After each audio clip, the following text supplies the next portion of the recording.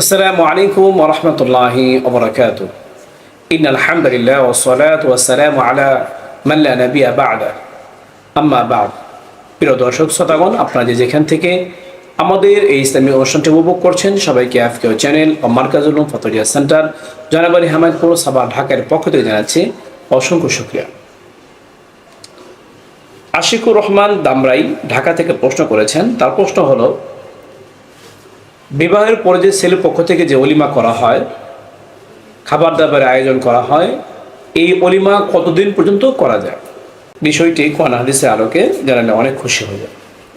আশিকুর রহমানকে এই প্রশ্ন করার জন্য অসংখ্য ধন্যবাদ। তার প্রশ্ন উত্তর হলো, অলিমার মূল সুন্নত হচ্ছে যে রাতে স্ত্রীর সাথে বাসর হবে তার পরের দিন করা।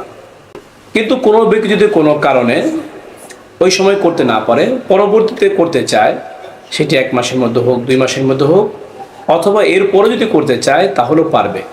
তবে মূল সুন্নত হলো বাসর করার পর স্ত্রীর সাথে, সেটা নির্জন বাসের মাধ্যমে হোক, সহবাসের মাধ্যমে হোক, যে কোনোভাবে হোক, বাসর করার পর তার পরের দিন করা হচ্ছে সুন্নত।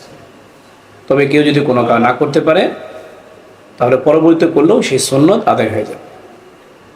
এই মাসটার রেফারেন্স উদ্ধৃতি আপনারা পাবেন মেরকাতুল মাসাবিহের 6 নম্বর খণ্ডে 344 নম্বর পৃষ্ঠায়, ফাতোয়া হিন্দিয়ার 5 নম্বর খণ্ডে 342 নম্বর পৃষ্ঠায়, ফাতোয়া মাহমুদিয়া 17 নম্বর খণ্ডে 391 নম্বর পৃষ্ঠায়, ফাতোয়া উসমানী 2 নম্বর খণ্ডের 32 নম্বর পৃষ্ঠায় এই মাসলা বর্ণনা করা হলো। আল্লাহ পাক রব্বুল আলামিন আমাদের সবাইকে এই মাসলার উপর আমল করার তৌফিক দান করুক। এরকম গুরুত্বপূর্ণ ইসলামিক প্রশ্ন উত্তর জানতে চাইলে যারা এখনও আমাদের ইউটিউব চ্যানেলটি সাবস্ক্রাইব করেননি, অবশ্যই সাবস্ক্রাইব করে আমাদের পাশে থাকবেন।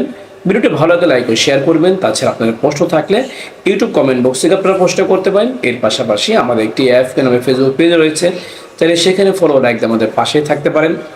কখনও কমেন্টে আপনারা প্রশ্ন করতে পারেন। আপনাদের প্রশ্ন উত্তর যথাযথ সময় দেওয়ার চেষ্টা করব। ওমা তাওফীকি ইল্লা বিল্লাহ।